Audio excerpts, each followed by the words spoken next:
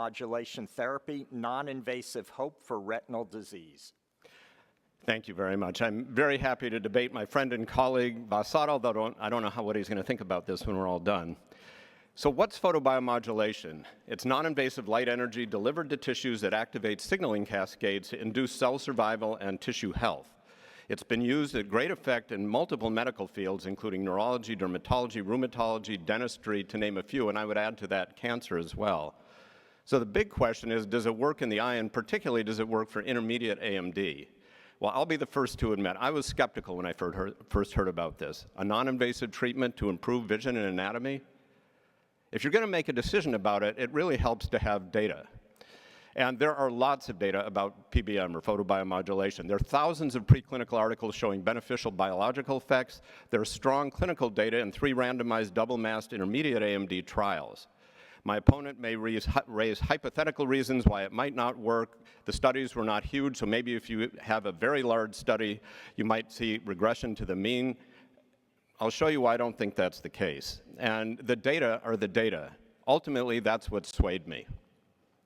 So what's the evidence? We have phase 3 randomized masked sham-controlled data in eyes with intermediate AMD from the LightSight 3 and 3B studies. And here you see that LightSight 3 met its primary endpoint at 13 months, extending to 24 months. The upper bar is the photobiomodulation treated group, and the lower bar is the sham treated group. And then interestingly, well beyond this, you see the treatment effect. There was an interesting hiatus during COVID, and so patients weren't treated. And then during the extension study, when you get reinitiation of therapy, the visual acuity is stabilized and actually improved in the photobiomodulation treated group. And so this benefit has extended over 4.5 years now.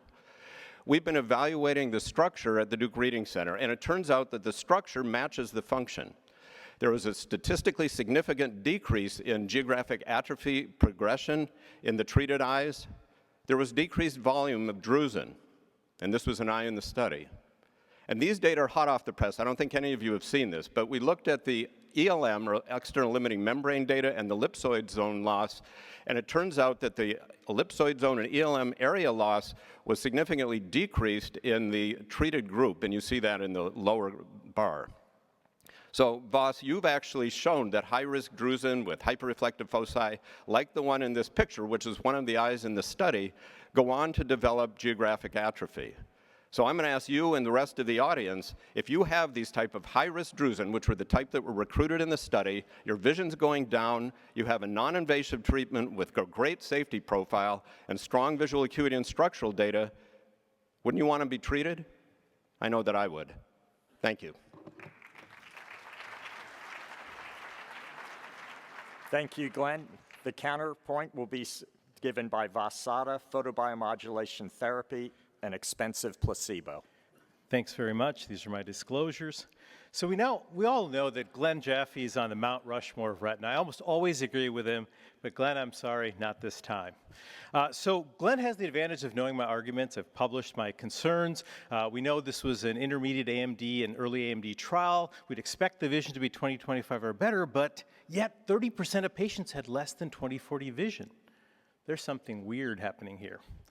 Now, in addition to the starting vision being lower than expected, you will notice that the sham group also improves to the primary endpoint, and the majority of visual gain actually occurs in the first month.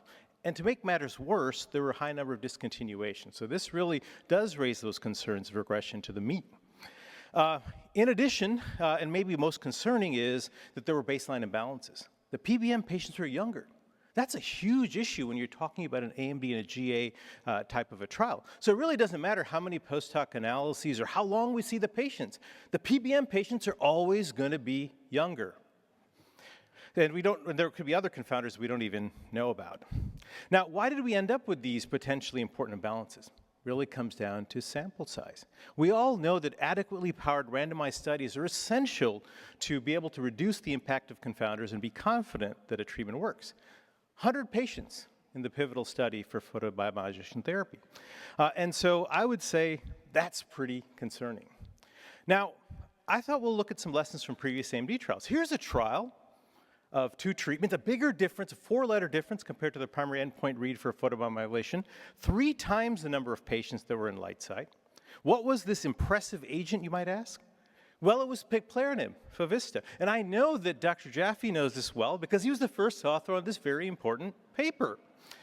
Now, of course, we do know that ultimately in appropriately powered phase 3 trials, pegclartinib failed to show superiority in not 1, not 2, but 3 large randomized clinical trials. Final point of concern. This is a treatment that can actually be administered, at least part of it, through a closed eyelid. Now, there have been actually very good studies that have looked at how much light, even at red and infrared wavelengths, actually gets to the retina, and it's not a whole lot. So it begs the question whether this patient could have been done just as well if you treated other parts of their body. So again, we really do wish that photobiomodulation therapy could work, but at this point, I would have to conclude that I just don't know. And I think as a community, we need to demand more data and properly powered trials before we can recommend this treatment for patients. Thank you. Thank you, Vas. While we're voting, just to show in the audience, how many people have this in their clinic? Few. All right.